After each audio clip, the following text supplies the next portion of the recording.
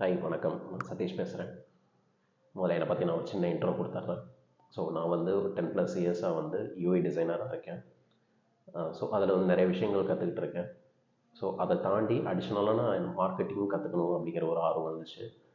So அந்த ஆர்வத்தில் digital marketing course பண்ணேன். அதில் வந்து ஒரு சில புத்தகங்கள் வந்து படிக்கிறதுக்கு தேவையும் அவசியமும் ஏற்பட்டுச்சு. ஸோ அந்த மாதிரி புத்தகங்களில் வந்து எனக்கு ரொம்ப பிடிச்சிருந்த ஒரு புத்தகம் வந்து செல் லைக் கிரேசி. ஸோ அது வந்து என்ன மாதிரி ஒரு பிகினருக்கு இப்போ மார்க்கெட்டிங் பற்றினாலும் சரி, அதுலேயும் குறிப்பாக டிஜிட்டல் மார்க்கெட்டிங் இதை பற்றி வந்து ஒரு வித்தியாசமான கோணத்தை வந்து தந்துச்சு. ஸோ அது வந்து எனக்கு ரொம்ப ஹெல்ப்ஃபுல்லாக இருக்கும் அப்படிங்கிற மாதிரி ஃபீல் பண்ணேன். ஸோ அந்த புத்தகத்தை பற்றி தான் நம்ம இந்த சீரீஸ் ஃபுல்லாக பார்க்க போகிறோம். ஸோ தொடர்ந்து இந்த வீடியோ பாருங்கள். முடிஞ்ச அளவுக்கு இந்த புத்தகத்தில் இருக்க சாராம்சத்தை வந்து ரொம்ப மாற்றாமல் அதில் இருக்கிறத அப்படியே நான் உங்களுக்கு கொடுக்கணும்னு ட்ரை பண்ணுறேன். ஸோ அப்போ தான் அதுதான் வந்து நான் அந்த ஆத்தருக்கு ஜஸ்டிஃபை பண்ண முடியும். ஸோ என்னோடய கருத்துக்கள் வந்து சின்ன சின்ன எக்ஸாம்பிள் வச்சு நம்ம பேசலாம், ரியல் டைம் எக்ஸாம்பிள் வச்சு. பட் முடிஞ்ச அளவுக்கு அந்த புத்தகத்தில் இருக்கிறத நான் மாற்றாமல் நான் அப்படியே கொடுக்குற ட்ரை பண்ணுறேன். கண்டிப்பாக அந்த வீடியோ சீரிஸ் வந்து உங்களுக்கு ஹெல்ப்ஃபுல்லாக இருக்கும்னு நினைக்கிறேன். தொடர்ந்து பாருங்கள். தேங்க்யூ. இப்போ புத்தகத்துக்கு உள்ளே போயிடலாம். ஏற்கனவே சொன்ன மாதிரி இப்போ நம்ம பார்க்க போகிற புத்தகத்தோட பேர் வந்து செல் லைக் கிரேசி. இதோட ஆத்தர் வந்து சப்ரி சூபி. இந்த புத்தகத்தோட பேரே வித்தியாசமாக இருக்கும், செல் லைக் கிரேசி அப்படின்னு. ஸோ ஜென்ரலாக வந்து புத்தகத்தோட பேர் எப்படி இருக்கும்னா, so how to sky rocket your sales, இல்லைன்னா how to develop your business revenue. So அந்த மாதிரி தான் இருக்கும். ஸோ இது பேரே பார்த்தீங்கன்னா செல் லைக் கிரேசி அப்படிங்கிற மாதிரி இருக்கும். அது கேப்ஷன் பார்த்தீங்க அப்படின்னா, to get as many customers sales as you can possibly handle. So ஜென்ரலாக என்ன ஒரு மார்க்கெட்டிங்கில் எப்படி இருக்குன்னா, கொஞ்சம் எக்ஸாஜரேட் பண்ணியே சொல்லுவாங்க. ஸோ நீங்கள் ஒரு விஷயம் பண்ணால் அது வந்து உங்களோட சேல்ஸையோ இல்லைனா பிஸ்னஸையோ வந்து பயங்கரமாக டெவலப் பண்ணும் அப்படிங்கிற மாதிரி சொல்லுவாங்க. ஸோ பட் இவர் வந்து கொஞ்சம் ப்ராக்டிக்கலாக வந்து சொல்லியிருக்காரு. ஸோ உங்கள் பிஸ்னஸ் வந்து ஸ்கை ராக்கெட் ஆகும், பட் அது எப்போ சக்ஸஸ்ஃபுல்லான பிஸ்னஸாக மாறும் அப்படின்னா, அந்த பிஸ்னஸை இல்லைன்னா அந்த க்ரோத்தை வந்து உங்களால் ஹேண்டில் பண்ண முடியணும். ஸோ ஹேண்டில் பண்ண முடியாத பிஸ்னஸை நம்ம வச்சுட்டு மெயின்டைன் பண்ண முடியாது. ஸோ சீக்கிரமே வந்து அது ஃபெயிலியர் ஆகிடும். ஸோ அந்த விஷயம் வந்து எனக்கு ரொம்ப பிடிச்சிருந்துச்சு. ஸோ இது வந்து brief intro about the title. So அடுத்து பார்த்தீங்கன்னா இதோட ஆத்தர் வந்து சப்ரி சூபி. நார்மலாக பார்த்தீங்க அப்படின்னா நிறைய புத்தகங்களோட ஆத்தர்ஸ் வந்து நிறையா படிச்சுருந்துருப்பாங்க. ஒரு 100 புத்தகம் படிச்சிருப்பாங்க. இல்லைனா அவங்களுக்கு கேட்ட விஷயங்களை வச்சு அவங்க புதுசாக இன்னொரு விஷயத்தை அவங்க டெலிவர் பண்ணுவாங்க. பட் இவர் வந்து மோர் தென் 10 இயர்ஸாக வந்து என்ன ஒர்க் பண்ணி அதில் என்னென்ன சக்ஸஸ் ஃபெயிலியர்ஸ் வந்துச்சு, என்னென்ன டெக்னிக்ஸ் ஒர்க் ஆச்சு ஆகலை, ஸோ இது எல்லாமே டெஸ்ட் பண்ணி அதில் வந்து ரிசல்ட்டை தான் வந்து டெலிவர் பண்ணுறாரு. ஸோ இது எல்லாமே வந்து ப்ராக்டிக்கலாக அவர் எக்ஸ்பீரியன்ஸ் பண்ண விஷயங்களை தான் கொடுக்குறாரு. ஸோ கண்டிப்பாக வந்து இது ஹெல்ப்ஃபுல்லாக இருக்கும். இவர் என்ன பண்ணுறாரு சப்ரி சூபி அப்படின்னு பார்த்தீங்க அப்படின்னா, இவர் வந்து ஒரு ஆஸ்திரேலியன். ஸோ இவர் வந்து ஒரு number 1 fastest growing digital marketing agency run பண்ணிட்டு இருக்காரு. இவர் அந்த புத்தகத்தை கொடுத்துருக்க ஸ்டெப் பை ஸ்டெப் ப்ரொசீஜரை ஃபாலோ பண்ணோம் அப்படின்னா, கண்டிப்பாக எந்த மார்க்கெட்னாலும் எந்த நீஷ்னாலும் என்ன சைஸ் ஆஃப் பிஸ்னஸ்னாலும் கண்டிப்பாக அது வந்து ஹெல்ப்ஃபுல்லாக இருக்கும். இந்த புத்தகத்தில் வந்து பார்த்தீங்க அப்படின்னா ஒரு 8 phase சீக்ரெட் செல்லிங் சிஸ்டம் கொடுத்துருக்காரு. அதை பேஸ் பண்ணி அவர் அதை எல்லாமே இம்ப்ளிமெண்ட் பண்ணி அக்ராஸ் 416 டிஃப்ரெண்ட் இண்டஸ்ட்ரீஸ், ஒரு சில இண்டஸ்ட்ரியில் மட்டும் இல்லை, டிஃப்ரெண்ட் இண்டஸ்ட்ரீஸ் அதில் இம்ப்ளிமெண்ட் பண்ணி 1.33 பில்லியனுக்கு மேலே வந்து அவர் அந்த டிஜிட்டலாக ஏர்ன் பண்ண வச்சுருக்காரு. ஸோ அதுதான் இந்த சக்ஸஸ்ஃபுல்லான டெக்னிக்ஸை வந்து அவருக்கு வெளியில் சொல்லணுங்கிற ஆர்வம் வந்திருக்கு. இந்த புத்தகம் யார் யாருக்கெல்லாம் ஹெல்ப்ஃபுல்லாக இருக்கும் அப்படின்னா, எல்லா பிஸ்னஸ் ஓனர்ஸுக்கும் ஹெல்ப்ஃபுல்லாக இருக்கும்.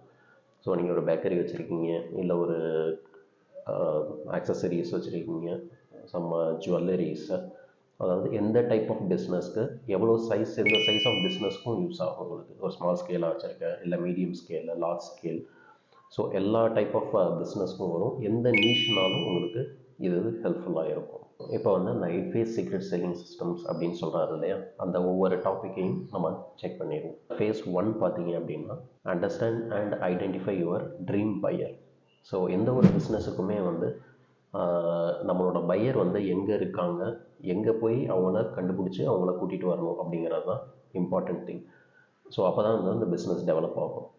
ஃபார் எக்ஸாம்பிள், நீங்கள் ஒரு பெரிய ஜுவல்லரி ஷாப் ஓப்பன் பண்ணுறீங்க, ஹை குவாலிட்டி ஹை எண்டாக ஓப்பன் பண்ணுறீங்க அப்படின்னா, ஒரு ரெசிடென்ஷியல் ஏரியாவில் போயிட்டு நீங்கள் ஒரு சின்ன சந்துக்குள்ளே போய் ஓப்பன் பண்ணீங்க அப்படின்னா அது ஒர்க் அவுட் ஆகுமா? ஸோ உங்களோட ட்ரீம் பையர்ஸ் அங்கே இருக்க மாட்டாங்க. ஸோ அப்போ அந்த பெரிய ஜுவல்லரி ஷாப்பை வந்து நீங்கள் ஒரு பாஷான ஏரியாவில் க்ரௌடு அதிகமாக இருக்க இடத்துல நீங்கள் போய் அதை ப்ளேஸ் பண்ணீங்க அப்படின்னா கண்டிப்பாக டெவலப் ஆகும்.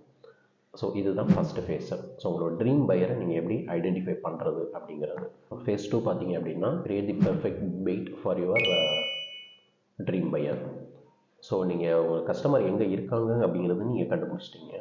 ஸோ அந்த கஸ்டமரை எப்படி ஒரு அட்டென்ஷன் க்ரியேட் பண்ணி நீங்கள் உள்ளே கொண்டு வரணும் அப்படிங்கிறது தான் ஃபேஸ் 2. ஃபேஸ் 3 பார்த்தீங்கன்னா capture leads and getting contact details. So இப்போ நம்ம ஆடியன்ஸை வந்து நம்ம ஒரு செட் ஆஃப் ஆடியன்ஸை நம்ம டார்கெட் பண்ணுறோம் அப்படின்னா, ஸோ அந்த செட் ஆஃப் ஆடியன்ஸை அட்டென்ஷன் க்ரியேட் பண்ணிட்டோம். பட் அந்த ஆடியன்ஸ் வந்து எல்லாருமே நம்மளை கஸ்டமராக மாறிடுவாங்களா அப்படின்னா மாற மாட்டாங்க. அதே மாதிரி அவங்களோட டீட்டெயில்ஸும் நமக்கு தேவைப்படும். ஸோ இமீடியட்டாக நீங்கள் ஒருத்தர் வந்து உள்ளே வந்தோடனே நம்ம கஸ்டமராக மாற முடியாது. ஸோ அவங்க வந்து என்ன புதுசாக உள்ளே வர்றாங்க, நம்ம புது பிராண்டாக இருக்கலாம். ஸோ அவங்க நம்ம பிராண்டை வந்து முடிஞ்ச அளவுக்கு புரிஞ்சுட்டு, நம்மளோட வேல்யூ சிஸ்டம் புரிஞ்சுட்டு, அதுக்கு அடுத்த ஸ்டேஜில் தான் நம்ம கஸ்டமராக மாறுவாங்க. அதுக்கு it will take some time. So அப்போ அது வரைக்கும் நம்ம அவங்களோட டீட்டெயில்ஸை முடிஞ்ச அளவுக்கு கலெக்ட் பண்ணி வச்சிட்டோம் அப்படின்னா நம்மளோட வேல்யூவை கிராஜுவலாக அவங்களுக்கு புரிய வச்சு மூவிங் ஃபார்வர்ட் இல்லைனா ஃப்யூச்சரில் வந்து அவங்கள நம்ம கஸ்டமராக கன்வெர்ட் பண்ண முடியும். ஸோ அதுதான் ஃபேஸ் 3. ஃபேஸ் 4 பார்த்தீங்க அப்படின்னா காட்ஃபாதர் ஸ்ட்ராட்டஜி. அதை நம்ம டீட்டெயிலாக உள்ள டாபிக் உள்ள வரப்போ பார்ப்போம். ஃபேஸ் 5 வந்து டிராஃபிக். நீங்கள் வெப்சைட் இல்லைனா ஆன்லைன் ப்ரெசன்ஸ் இருக்குது அப்படிங்கிற பட்சத்தில் ஸோ அதுக்கு வந்து எப்படி டிராஃபிக்கை உள்ளே கொண்டு வர முடியும் அப்படிங்கிறது தான் ஃபேஸ் 5. ஃபேஸ் 6 வந்து மேஜிக் லேண்டன் டெக்னிக். இதை பற்றியும் நம்ம அந்த டாப்பிக்கில் நம்ம டீட்டெயிலாக பார்ப்போம். ஃபேஸ் 7 வந்து சேல்ஸ் கன்வர்ஷன். ஃபேஸ் 8 வந்து ஆட்டோமேட் அண்ட் மல்டிப்ளை. நம்ம டைட்டில்லே பார்த்தோம் இல்லையா. So how can you get more customers and clients as you can possibly handle அப்படிங்கிறது. ஸோ அதுதான் இந்த லாஸ்ட் டாபிக். நீங்கள் எந்த அளவுக்கு உள்ள டேட்டா உள்ளே வருதோ அதை எப்படி நீங்கள் ஹேண்டில் பண்ணுறீங்க, திறமையாக ஹேண்டில் பண்ணுறீங்கிறத பொறுத்து தான் அந்த பிஸ்னஸ் வந்து டெவலப் ஆகும். ஸோ அந்த டாபிக் தான் ஃபேஸ் 8. இந்த 8 டாபிக் தான் நம்ம அந்த புத்தகத்தில் விரிவாக பார்க்க போகிறோம். அதுக்கு முன்னாடி ஒரு சில கேள்விகள் வரலாம். இந்த புத்தகம் நான் ஏன் படிக்கணும், இது எப்பயுமே செட் ஆகுமா, எந்த மாதிரி பிஸ்னஸ்க்கு சூட் ஆகும், இதை எப்படி நான் நம்புறது அப்படிங்கிற மாதிரி நிறைய கொஸ்டின்ஸ் ரைஸ் ஆகும். ஸோ அது வந்து ஒரு 4 முக்கியமான விஷயம் வந்து சொல்கிறாரு. இந்த சிஸ்டம் ரொம்ப பவர்ஃபுல்லாக இருக்கிறதுக்கான 4 மெயின் ரீசன்ஸ் அவர் என்ன சொல்கிறாரு அப்படின்னா, it works fast. So unlike traditional marketing system, இங்கே ஒரு ரொம்ப டைம் எடுக்கும். மேபி நீங்கள் பழைய ஆஃப்லைன் அந்த மார்க்கெட்டிங் சிஸ்டம்லாம் பார்த்தீங்கன்னா பேம்ப்ளெட், பேப்பர் அட்வர்டைஸிங் அந்த மாதிரி நிறைய விஷயங்கள் இருக்குது. But it will take more time. So அதில் ரிசல்ட்டை பார்க்க முடியுமா அப்படிங்கிறது அதை ட்ராக் பண்ண முடியாது. நீங்கள் ரிசல்ட் வந்து ரொம்ப ஸ்லோ அண்ட் ஸ்டெடியாக தான் நீங்கள் அதை ஃபீல் பண்ண முடியும். பட் இது எல்லாமே ஆன்லைன் ப்ரெசன்ஸ் அப்படிங்கிறதுனால, டிஜிட்டலாக பண்ணுறது அப்படின்னால உங்களுக்கு டேட்டா ட்ரிவனாக உங்களுக்கு எல்லாமே வந்து கிடச்சிடும் கையில். ஸோ அந்த டேட்டா பேஸ் பண்ணி நீங்கள் குவிக்காக எந்தளவுக்கு குவிக்காக வந்து நீங்கள் அடுத்த ஸ்டேஜ் மூவ் பண்ண முடியுமோ, இம்ப்ரூவ் பண்ண முடியுமோ, ஈஸியாக போக முடியும். ஃபர்ஸ்ட் பாயிண்ட் வந்து it works very fast. Second point வந்து இட்ஸ் வெரி சீப். ஸோ இப்போ நார்மலாக எனக்கு ஒரு ஷாப் இருக்குது, ஃபிசிக்கல் ஷாப் இருக்குது, அதை வந்து நான் ப்ரமோட் பண்ணணும் அப்படின்னா கூட நான் பேப்பரில் அட்வர்டைஸ்மெண்ட் கொடுக்கணும், இல்லை ஒரு ரேடியோலையோ டிவிலையோ சம்திங் கொடுக்கணும், இல்லை லோக்கல் சேனல்ஸு, இல்லை பேம்ப்ளெட்ஸ், பேப்பர் இன்செட்ஸு, அந்த மாதிரி நிறைய விஷயங்கள் இருக்குது. ஸோ அதுக்கு வந்து ஒரு பெரிய எஃபர்ட்டை போடணும். அதுவும் இல்லாமல் அது வந்து சீப் கிடையாது. அது எந்தளவுக்கு சக்ஸஸ்ஃபுல்லாக அவங்களுக்கு டெலிவர் ஆச்சு அப்படிங்கிறதும் கொஞ்சம் டவுட்ஃபுல்லாக இருக்கும். ஸோ பட் இது பார்த்தீங்க அப்படின்னா, எக்ஸாம்பிளுக்கு நான் ஒரு ஃபேஸ்புக் ஆட் ரன் பண்ண போகிறேன் அப்படின்னா மினிமம் 100 ரூபீஸ்லேருந்து நீங்கள் ஸ்டார்ட் பண்ணலாம். ஸோ இது எல்லா ஸ்கேலுக்கும் பொருந்தும். நீங்கள் 100 ரூபீஸ்லேருந்து 1 lakh crores வரைக்கும் நீங்கள் ஈஸியாக ஸ்பெண்ட் பண்ண முடியும். ஸோ எல்லா பட்ஜெட்டுக்கும் ஏற்ற மாதிரி இது வந்து இந்த டிஜிட்டல் மார்க்கெட்டிங் வந்து செட் ஆகும். ஸோ செகண்ட் பாயிண்ட் வந்து it's very cheap. Third point வந்து இட்ஸ் டைம்லெஸ்.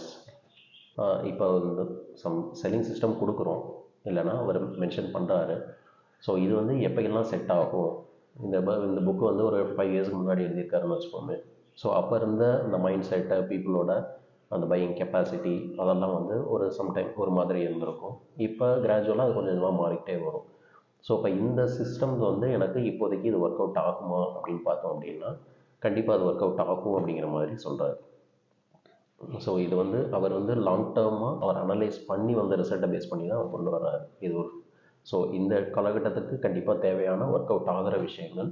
இது ஃபர்தராக ஃப்யூச்சர்லேயே வந்து சின்ன சின்ன சேஞ்சஸ் மட்டும் பண்ணால் போதும், அந்த ட்ரெண்டுக்கு ஏற்ற மாதிரி ஈஸியாக வந்து இது ஒர்க் அவுட் ஆகிடும். ஃபோர்த் பாயிண்ட் வந்து இட்ஸ் ஸ்கேல்ஸ். ஸோ எந்த டைப் ஆஃப் பிஸ்னஸ்க்கு எனக்கு ஒர்க் அவுட் ஆகும், நான் ஒரு சின்னதாக தான் ஒரு ஆன்லைன் இ-காமர்ஸ் வந்து சைட் வந்து நான் ஓப்பன் பண்ண போகிறேன் அப்படின்னா கண்டிப்பாக அதுக்கும் செட் ஆகும். ஸோ இல்லை நான் ஒரு பெரிய சர்வீஸ் வச்சுருக்கேன், நான் பெரிய சர்வீஸ் ப்ரொவைடர் அப்படிங்கிற மாதிரி இருந்துச்சுன்னா, ஸோ எல்லா டைப் ஆஃப் பிஸ்னஸ்க்கு, எந்த ஸ்கேல் ஆஃப் பிஸ்னஸ்க்கும் வந்து இது வந்து கண்டிப்பாக ஒர்க் அவுட் ஆகும். இந்த 4 பாயிண்ட் தான் அவர் மெயின் ரீசன்ஸாக சொல்கிறாரு. இந்த வந்து ஒரு பவர்ஃபுல் சிஸ்டம் அப்படிங்கிறது. ஓகேங்க, இது எல்லாமே கேட்குறதுக்கு சூப்பராக இருக்குது. ஸோ அப்போ நம்ம ஓவர் நைட்டில் ஒபாமா ஆயிட முடியுமா அப்படின்னு பார்த்தீங்க அப்படின்னா, அங்கேயும் ஒரு செக் வைக்கிறாரு ஆத்தர். ஸோ இது எல்லாமே பார்த்தீங்கன்னா ரொம்ப ஃபேண்டஸியாக இருக்குது. ஸோ நான் இமீடியட்டாக எனக்கு ரிசல்ட் கிடச்சிரும், எல்லாமே நான் ஜெயிச்சிட முடியும் அப்படின்னு பார்த்தீங்க அப்படின்னா, இது எல்லாமே முடியும். பட் ஒரு சில விஷயங்கள் வந்து நீங்கள் ஃபாலோ பண்ணணும் அப்படிங்கிற மாதிரி சொல்கிறாரு. எந்த ஒரு விஷயம் பண்ணணும் அப்படின்னாலும் நமக்கு டெக்னிக்ஸ் கிடச்சிரும், பட் அதை வந்து இம்ப்ளிமெண்ட் பண்ணணும். ஸோ அந்த விஷயங்களை, சொல்கிற விஷயங்களை வந்து நீங்கள் புரிஞ்சுக்கிட்டு அதை எந்த அளவுக்கு டெடிக்கேஷனோடையும் ஹார்ட் ஒர்க்கும் நீங்கள் அப்ளை பண்ணுறீங்களோ, ஸோ அப்போ தான் இது வந்து சக்ஸஸ்ஃபுல்லாக மாறும். அதே மாதிரி நீங்கள் ஒரு ப்ராடக்ட்டோ சர்வீஸோ வச்சுருக்கீங்கன்னா 100% அதை நீங்கள் நம்பணும். ஸோ இது கண்டிப்பாக ஒர்க் அவுட் ஆகும் நீங்கள் நம்பினா மட்டும்தான், உங்களுக்கு புரிஞ்சிச்சுன்னா மட்டும்தான் அதை நீங்கள் அவங்கள மார்க்கெட்டிங்லேயும் வந்து அது வந்து ரிஃப்ளெக்ட் ஆகும், அந்த ப்ராடக்ட்டோ சர்வீஸோ வந்து சக்ஸஸ்ஃபுல்லாக மாறும். அதே மாதிரி மெஷரபிள் ஃபினான்ஷியல் இன்வெஸ்ட்மெண்ட் இருக்கணும். ஸோ நம்ம எவ்வளோ வந்து ஸ்பெண்ட் பண்ணுறோம் மார்க்கெட்டிங்க்கு, அது எவ்வளோ நம்ம ரிட்டர்ன்ஸ் எடுக்கணும் அப்படிங்கிற கிளாரிட்டி இருக்கணும். அட் தி எண்ட் வந்து பார்த்தீங்க அப்படின்னா நீங்கள் வந்து 100% கமிட்டடாக இருக்கணும். ஸோ இதுதான் முக்கியமான பாயிண்ட்டு. நிறைய பேர் என்ன பண்ணுவாங்க அப்படின்னா, ஒரு ஆர்வக்குள்ளார நிறைய விஷயங்கள் ஸ்டார்ட் பண்ணுவாங்க. Example new year resolution. So new year அன்றைக்கி பார்த்தீங்கன்னா நிறைய ரெசல்யூஷன் பெரிய லிஸ்ட் வச்சுருப்பாங்க. இதை பண்ண போகிறேன், அதை பண்ண போகிறேன், அப்படி சாதிக்க போகிறேன் அப்படிங்கிற மாதிரி நிறையா வச்சுருப்பாங்க. பட் அந்த கமிட்மெண்ட் வந்து அந்த இயர் லாங் இருக்குமா அப்படின்னு பார்த்தீங்க அப்படின்னா, அது மேபி ஒரு 1 மந்த்தை பண்ணுவாங்க. அதுக்கப்புறம் கொஞ்சம் கிராஜுவலாக குறையும். ஃபைனலாக பார்த்தீங்கன்னா எண்ட் ஆஃப் தி இயரில் அதை வந்து காணாமல் போயிடும். ஸோ எந்த ஒரு விஷயம் எடுத்தனாலும் அது 100% கமிட்மெண்ட் இருந்தால் மட்டும்தான் ஒர்க் அவுட் ஆகும். இந்த விஷயங்கள் எல்லாத்தையும் நீங்கள் ஃபாலோ பண்ணீங்க அப்படின்னா, it will brings you predictable, reliable and consistent flow of customers. So உங்கள் எந்த ஒரு பிஸ்னஸ்க்குமே எது மெயின்? ஸோ கஸ்டமர்ஸ் தான். கஸ்டமர்ஸாக இருக்கீங்க. ஸோ அவங்க உள்ளே வர்றப்போ தான் உங்களுக்கு பிஸ்னஸ் வந்து டெவலப் ஆகும். ஸோ இதை வந்து நீங்கள் கன்சிஸ்டண்ட்டாக புது கஸ்டமரை நீங்கள் ட்ரைவ் பண்ணுறதுக்கு, உள்ளே கொண்டு வர்றதுக்கு நீங்கள் இந்த கமிட்மெண்ட்ஸ் எடுத்தீங்க அப்படின்னா கண்டிப்பாக அந்த பிஸ்னஸை வந்து சக்ஸஸ்ஃபுல்லாக. அடுத்து பார்த்தீங்கன்னா, ஒரு பிஸ்னஸ் சக்ஸஸ் ஆகிறதுக்கும் ஃபெயிலியர் ஆகிறதுக்கும் என்ன ரீசன் அப்படிங்கிற மாதிரி ஒரு சின்ன எக்ஸாம்பிள் சொல்கிற ஆத்தர். நார்மலாக வந்து ஒரு 10 இயர்ஸாக வந்து ஒருத்தர் வந்து சமையல் பண்ணிக்கிட்டு இருப்பார். இல்லைன்னா செஃப்பாக கூட இருக்கலாம்னு வச்சுக்கோங்களேன். ஹோட்டலில், ஒரு ரெஸ்டாரண்ட்டில் ஒரு செஃப்பாக கூட இருக்கலாம். ஸோ அவர் பார்த்தீங்கன்னா ஒரு 10 இயர்ஸ் ஒர்க் பண்ணியிருப்பார். ஸோ அடுத்து வந்து நம்மக்கிட்ட இவ்வளோ இயர்ஸ் ஆஃப் எக்ஸ்பீரியன்ஸ் இருக்குது, இந்த எக்ஸ்பர்டைஸை வந்து நான் பிஸ்னஸாக கன்வெர்ட் பண்ணுறேன்னு சொல்லிட்டு அவர் இன்னொரு ரெஸ்டாரண்ட்டோ இல்லைனா ஒரு பிஸ்னஸோ ஸ்டார்ட் பண்ணுறாருன்னு வச்சுக்கோங்க. அவருக்கு வந்து ஆல்ரெடி அந்த குக்கிங் ஸ்கில் இருக்குது. பட் அந்த பிஸ்னஸில் அந்த மார்க்கெட்டிங் ஸ்கில் இருக்குது அப்படின்னு பார்த்தீங்கன்னா, அது எந்த அளவுக்கு இருக்குங்கிறது தெரியாது. மேபி அந்த சப்ஜெக்டில் வந்து ஒன் ஆர் 2 டாபிக்ஸாக படிச்சிருப்பாங்க. பட் அது ரியல் டைமில் போகிறப்ப பார்த்தீங்க அப்படின்னா அந்த ஆக்சுவல் ஸ்கில் வேறு. பட் அதை வந்து ஒரு பிஸ்னஸாக கன்வெர்ட் பண்ணி அதை மார்க்கெட் பண்ணுறது அப்படிங்கிறது அது தனி ஸ்கில். அந்த குக்கிங்கை வந்து அவர் பிஸ்னஸாக கன்வெர்ட் பண்ணுறப்ப ஒரு புது கஸ்டமர் எப்படி உள்ளே கொண்டு வரணுங்கிறது அவருக்கு ஐடியா இருக்கணும். அதே மாதிரி அந்த உள்ளே வந்த கஸ்டமரை எப்படி ரிட்டைன் பண்ணுறது அப்படிங்கிற விஷயங்கள் கண்டிப்பாக தெரிஞ்சிருக்கணும். அப்போ மட்டும்தான் அந்த பிஸ்னஸ் வந்து சக்ஸஸ்ஃபுல்லாக மாறும். இப்போ 2 செஃப் இருக்காங்க, அவங்க பிஸ்னஸ் ஸ்டார்ட் பண்ணுறாங்க. அவங்க 2 பேருக்குமே ஒரு ஈக்குவலாக இயர்ஸ் ஆஃப் எக்ஸ்பீரியன்ஸ் இருக்குது அப்படின்னு வச்சுக்கோங்க. செஃப் ஒன்று வந்து பார்த்தீங்கன்னா ஒரு 10 இயர்ஸ்க்கு அப்புறம் மல்டிபிள் லொக்கேஷன்ஸில் நிறையா அவுட்லெட்ஸ் வந்து ஓப்பன் பண்ணி வந்திருப்பார். அதே இன்னொரு செஃப் பார்த்தீங்க அப்படின்னா அவர் குக்கிங் ஸ்கில் பெட்டராகவே இருந்திருக்கலாம். பட் அந்த கான்ஃபிடென்ட்டில் அவர் ஓப்பன் பண்ணியது ஒரு பிஸ்னஸ் ஸ்டார்ட் பண்ணி அதை வந்து எப்படி டெவலப் பண்ணுறது, மார்க்கெட்டிங் பண்ணுறதுங்கிறது தெரியாமல் இருந்திருக்கும். ஸோ பார்த்தீங்கன்னா லைஃப் லாங் அந்த ஒரு பிஸ்னஸை மட்டுமே அவர் ரன் பண்ணிகிட்டு இருப்பார். ஸோ அதில் ஆத்தர் என்ன சொல்கிறார் அப்படின்னா, அது வந்து பிஸ்னஸே கிடையாது, ஒரு செல்ஃப் எம்ப்ளாய்மெண்ட். ஸோ இன்னொரு கம்பெனிக்கு பதிலாக வேலை பார்க்குறதுக்கு உங்கள் கம்பெனிக்கு நீங்கள் ரெகுலராக ஒரு எம்ப்ளாயியாக வேலை பார்த்துட்டு இருக்கீங்க அப்படிங்கிற மாதிரி தான் சொல்லுங்கள். ஸோ இப்போ மார்க்கெட்டிங் அப்படிங்கிறதோட இம்பார்ட்டன்ஸ் வந்து நமக்கு இந்த இடத்துல புரியுது. ஸோ இந்த இன்ஃபர்மேஷன் எதுக்கு நமக்கு முக்கியம் அப்படின்னு பார்த்தீங்கன்னா, இது வந்து ஒரு ஸ்டாட்டிஸ்டிக்ஸ் வச்சு சொல்கிறாரு. ஸோ ஒரு 10 இயர்ஸ் ஒரு பிஸ்னஸ் ஸ்டார்ட் பண்ணி ஒரு 0 to 10 இயர்ஸில் பார்த்தீங்கன்னா ஸ்டார்ட் பண்ண பிஸ்னஸஸ் ஒரு 96% பிஸ்னஸஸ் வந்து ஃபெயில் ஆயிடுது. 10 இயர்ஸ்க்குள்ளே வந்து ஃபெயில் ஆயிடுது அப்படிங்கிற மாதிரி ஒரு ஸ்டாட்டிஸ்டிக்ஸ் இருக்குது. அதில் பார்த்தீங்கன்னா 80% ஆஃப் தி பிஸ்னஸஸ் வந்து வித்தின் 2 இயர்ஸ்லேயே உங்களுக்கு டவுன் ஆயிடும். இந்த 96 போக மீதி இருக்க 4%ம் பார்த்தீங்க அப்படின்னா எல்லாமே சக்ஸஸ்ஃபுல் பிஸ்னஸாக மாறி இருக்குமா அப்படின்னு கேட்டிங்கன்னா அது நம்ம சொல்ல முடியாது. மேபி அதில் வந்து ஒரு பெரிய பர்சன்டேஜ் வந்து சர்வைவல் ஸ்டேஜ்லேயே இருந்திருப்பாங்க ஸ்டில். ஸோ அந்த 4%ல் பார்த்தீங்க அப்படின்னா எவ்வளோ பர்சன்டேஜ் வந்து 1 மில்லியன் ரீச் பண்ணியிருக்காங்க 10 இயர்ஸில் அப்படிங்கிறது ரொம்ப மினிமமாக இருக்கும். ஸோ அதில் ஒரு 5 மில்லியன் எவ்வளோ ரீச் பண்ணியிருக்காங்க அப்படிங்கிறது இன்னும் கம்மியாக இருக்கும். ஸோ அதில் இன்னும் ஒரு 10 மில்லியன் ரீச் பண்ண அந்த செட்டு பர்சன்டேஜ் பார்த்தீங்கன்னா இன்னும் கம்மியாக இருக்கும். ஸோ இப்போ இதெல்லாம் என்ன ப்ராப்ளம் அப்படிங்கிற மாதிரி பார்த்தீங்க அப்படின்னா, அந்த மார்க்கெட்டிங், ஹவு டு அக்யர் கஸ்டமர்ஸ், இந்த மாதிரி நிறைய விஷயங்கள் வந்து நம்ம கவனிக்காமல் வெறும் ஸ்கில்லை மட்டும் நம்பி இறங்கி உள்ள வேலை பார்க்குறது தான் பிரச்சனை அப்படிங்கிற மாதிரி சொல்கிறார். ஸோ இதை எல்லாமே சால்வ் பண்ணி அதுலேருந்து வெளியில் வந்து எப்படி நம்ம பிஸ்னஸை டெவலப் பண்ணுறது அப்படிங்கிறது தான் இந்த புக்கோட சாராம்சம். இதை நம்ம அடுத்து வர டாப்பிக்கில் ஒவ்வொரு ஃபேஸ்லேயும் நம்ம பார்ப்போம். தேங்க்யூ.